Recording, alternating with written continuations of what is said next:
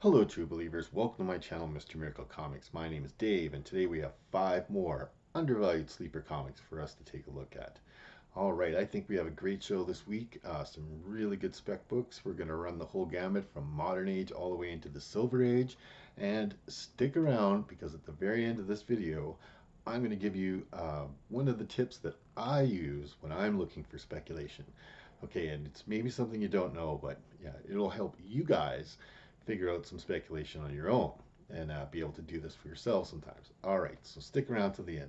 Let's get started with our 5 undervalued comics.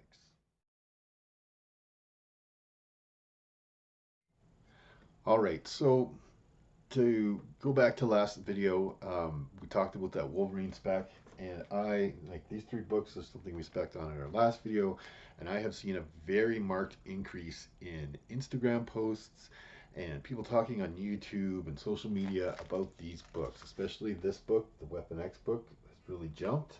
But also more recently, this Marvel Comics Presents #1, first Wolverine in Madripoor, has I've seen a lot more posts about this one. I didn't see posts about this thing for months, and all of a sudden I've been seeing a bunch of them. That's telling me that this book is starting to get known and it is ready to pop. So now is the time. If you want to grab a copy of this, grab it. Don't go too crazy. Remember, this is a very high print run on this book, but um, I think now is the time if you want to grab it because, yeah, like I said, once you start seeing all those social media posts with that book in it, it's because people are starting to get known and they see their buddy has it and they want it too, and blah blah blah as it goes along. But to continue, let's do our into our 5. Let's continue and we'll continue into the Wolverine specs. So if they're going to do Wolverine and Madripoor, if they're going to do the whole patch comic, storyline into the streaming show, I think that very little chance that we're going to have any big cosmic characters or really overpowered characters. Unlikely that you're going to see Wolverine fighting, the Juggernaut or even a battle between him and the Hulk or anything, or Magneto or any of those kind of like really high powered characters that would take the entire X-Men to do it. They're going to stick more street level, almost guaranteed more street level stuff, right? And the comic that I'm specking on for that sort of appearance comes from 1988, the first Wolverine series, and it is Wolverine #4. All right, so this has the first appearance of characters called Roughhouse and Bloodsport. So I got a couple of copies here. This one I pulled out of the dollar bins for $1, but it's really rough. This is a really, really nice minty copy that I got. Very nice copy for $5. So not a lot of price difference between getting a really nice copy and getting a really rough copy.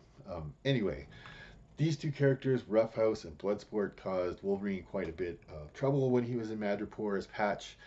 They are street level characters that they're not going to have to put a whole lot of CGI into or a whole bunch of super special effects, so they're cheap to put into your streaming show as well. They fit in with everything. Like I said, they do already have big ties to Wolverine and Madripoor and Patch and all that stuff. There's also been a rumor that Roughhouse will be one of the main antagonists if there is a Wolverine series. How much of a rumor can I believe on that? Because even the Wolverine series right now is still just a rumor. However, this book is so cheap that I figured, why not just pick it up just in case, right? Maybe they're right. Maybe we're wrong, right? There might not even be a Wolverine Madripoor series. That is not a confirmed thing in any way yet. So, just getting really, really ahead of the game, picking characters like Roughhouse. And right when I hear little rumors like that, and I see it's such a cheap book, I don't mind taking the risk. And I took the risk on this one. So look for from 1988, Wolverine #4, first appearance of Roughhouse, first appearance of Bloodsport. 2 sort of B-list characters that I could easily see Disney putting up for a stream on our list. Keeping up with the Wolverine spec, we'll keep going with that. If they're going to do Wolverine and Madripoor, if they're going to do that sort of lower, street thug, lower level, lower powered level B list kind of characters into the streaming show, which is very much what I think they'll do, like they did with Falcon and the Winter Soldier, keeping those sort of lower end B characters, nothing that's going to be world threatening or universe threatening in any way. So Wolverine, to me, always says ninjas. You can't have Wolverine without ninjas in some way. And Marvel's group of ninjas, of course, is called the Hand. And the Hand had a big deal going on in Madripoor. Now, I'm not speculating on the Hand's first appearance, but I am speculating on this guy's first appearance, and his first appearance shows up. It's from 2004, and it's Marvel Knights number 20 Wolverine. And it's the first appearance of a character called Gorgon. Now, not the Inhumans Gorgon. This guy is ninja. He became the leader of the Hand. He caused a lot of havoc in Madripoor. There's lots of ties between him and Wolverine because he ends up becoming the Dark Avengers, part of the Dark Avengers, and takes Wolverine's spot in the Dark Avengers, or that Wolverine style character in the Dark Avengers. So again, there's lots that's connecting Gorgon to Wolverine, and very, I think, if they're going to have the Hand, which they would be crazy not to have ninjas in a Wolverine show, and they're going to have a leader, not necessarily going to be anybody. I think that it's going to be probably Gorgon because of all of his other connections that work in with that, right? So, like I said, you can find his first appearance here, Marvel Knights number 20 from 2004. Now, this is a super cheap book right now. You can find this book in mint condition anywhere from $1 to $8, depending where you find it and what's going on.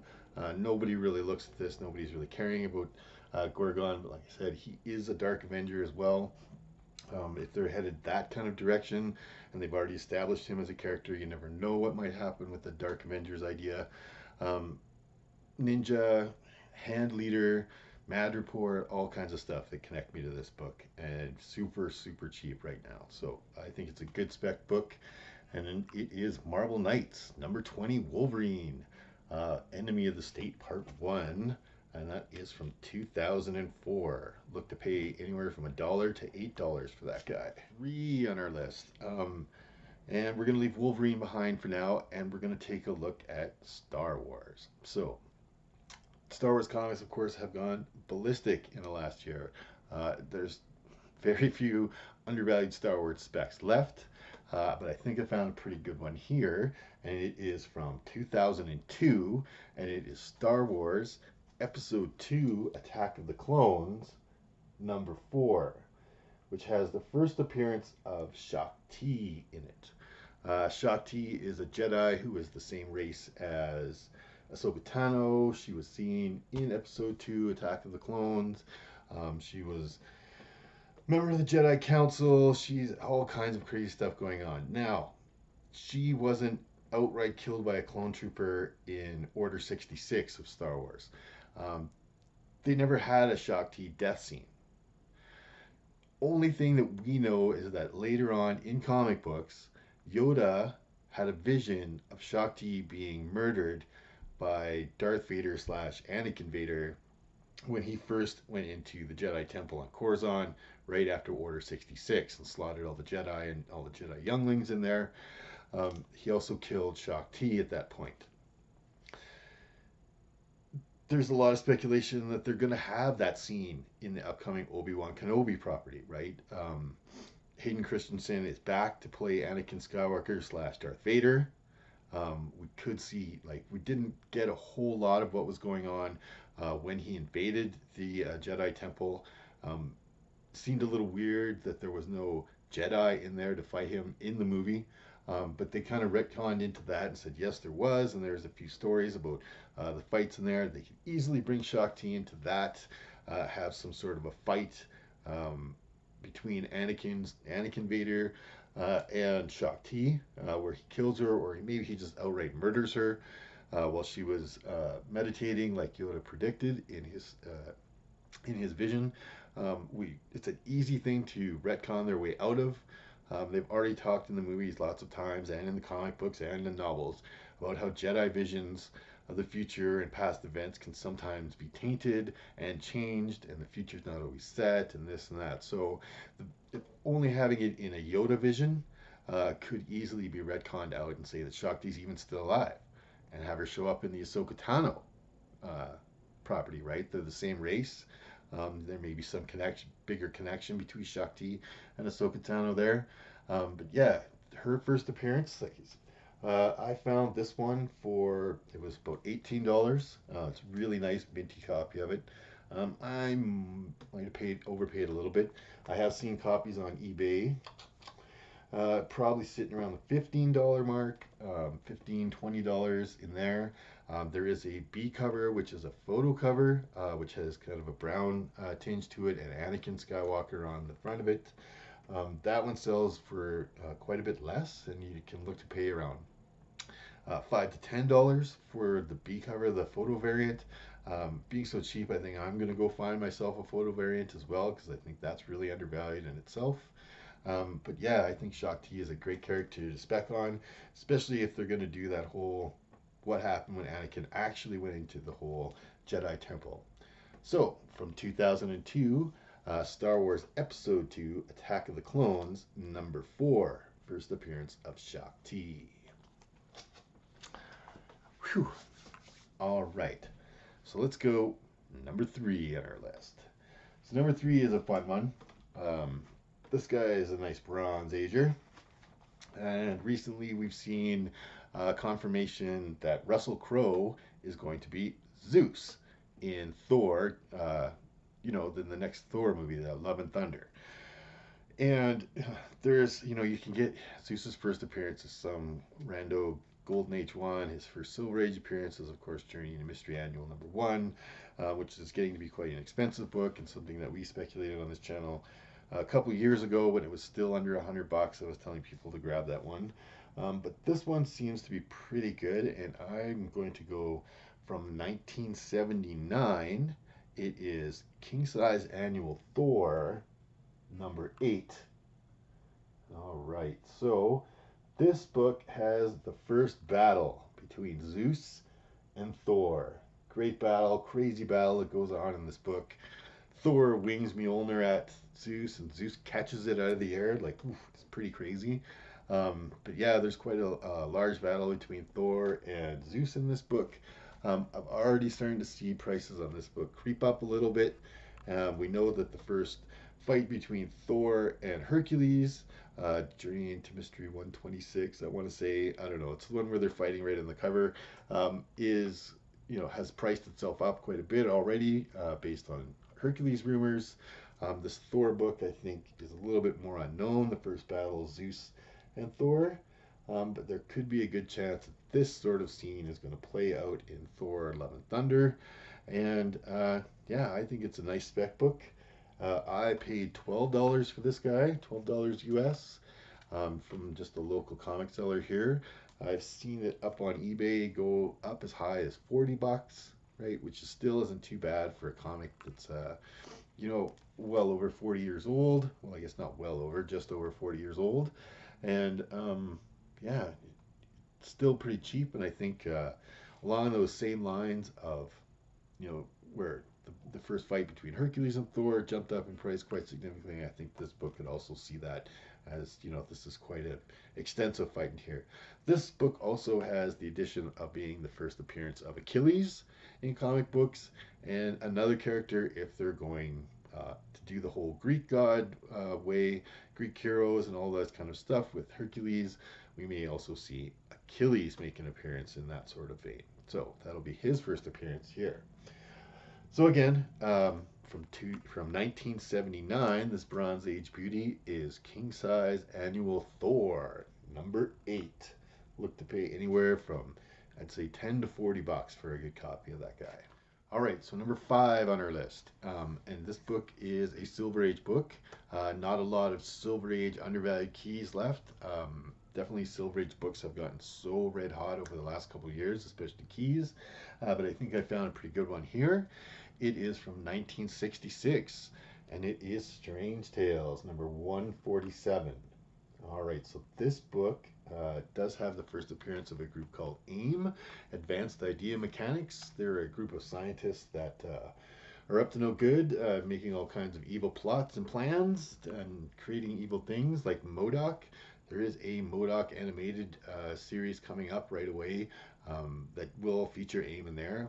I'm not sure about that one. We'll have to I know I'm willing to give it a try. I'm going to take a look at what the MODOK animated series looks like before I make any judgments. But more importantly, I think this book has the first appearance of a character named Kalu.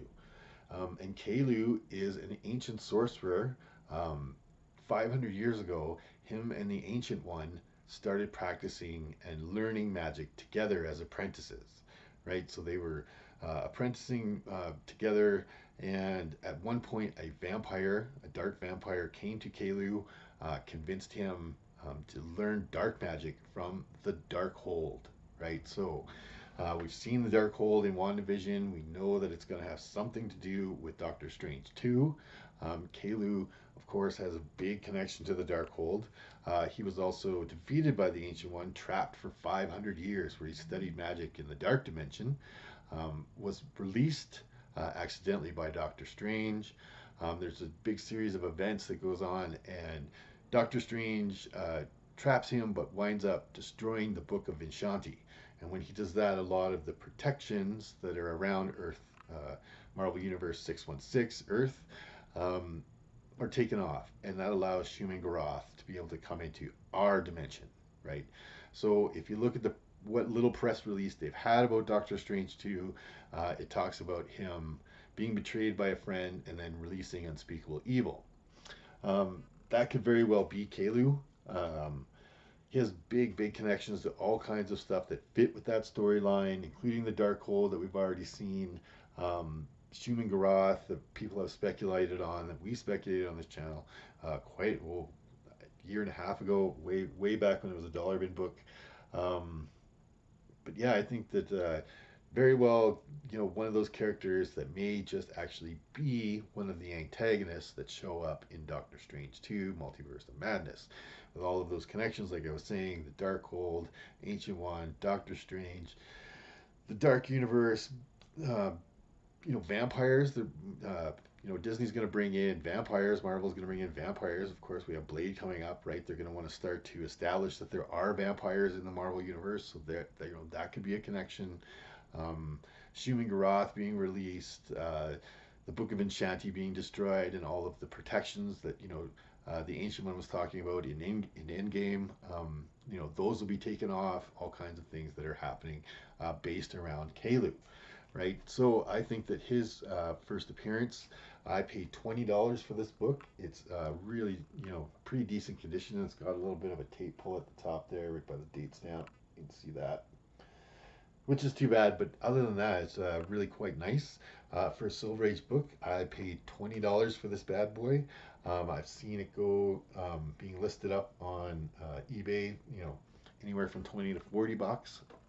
Raw, of course, which is really, I think, a good deal for a Silver Age key book. Still, even, I thought this book might have priced itself up a bit just because of the first appearance of AIM, but it doesn't really seem like that. I think a lot of people are like me; they're not quite sure what to make of the MODOK show and whether it'll be successful or not, or it's just like too weird. Anyway, looking at it, I'll give it a chance. I'll take a watch and see what happens with it. Anyways, like I said, for around the $20 to $40 mark, I think this is still a good deal, and like it has some good possible connections to Doctor Strange 2. Doctor Strange 2 is done a fantastic job of not having any leaks. It's really tough specs on Doctor Strange 2, right? Um, been really good at it and almost unbelievably good at keeping a lid on what the plot line and what's going on in Doctor Strange 2. But for this kind of price, I think it's a good spec book and still really cheap. Who could have predicted, Contessa de Fontaine showing up in Falcon and the Winter Soldier and watching her first appearance jump up in price like that? So, from 1966, it is Strange Tales number 147. First appearance of AIM, first appearance of a character named Kalu. All right. Look to pay around 20 to 40 bucks. So, like I promised, I was going to give you a little tip about how to do some specs. One of the things, I don't know how well known it is, but it's not very well known amongst the people that I've talked to, and not very many people have ever mentioned this to me. Apple has a contractual agreement that if they want to use an Apple product in a Disney show or any kind of property, DC, Warner Brothers, whatever, villains cannot use Apple products. Okay, you can't have a villain using an iPhone. And we saw this very clearly in Falcon and the Winter Soldier. Bucky uses an iPhone 12, Sam uses an iPhone 12, Sharon Carter uses an Android phone. I wasn't sure what the brand was, right? She does not use an Apple product. So if you're out there watching these shows or watching a movie or seeing commercials or anything where a person is using some sort of electronic product, if they have an Apple product in their hand, they are not the villain, right? Apple will freak out and sue your company if you put an Apple product into a villain's hand onto in one of your shows. So going out there, if you're seeing all these characters using Apple products, and then all of a sudden one character isn't, there's a good chance that's your villain. All right, right. So that's a little spec tip, right? That's how it was pretty easy for me to tell that Sharon Carter was going to be the villain right off the hop, just looking at what kind of cell phone she was using. Weird, right? Anyways, I really appreciate you guys watching. If you haven't subscribed to my channel yet, I'd really appreciate a sub up. Please thumbs up as well. And of course, Wednesdays are New Comic Book Day, but every day is Old Comic Book Day. This has been Mr. Miracle Comics. My name is Dave. We'll see you next speculation video.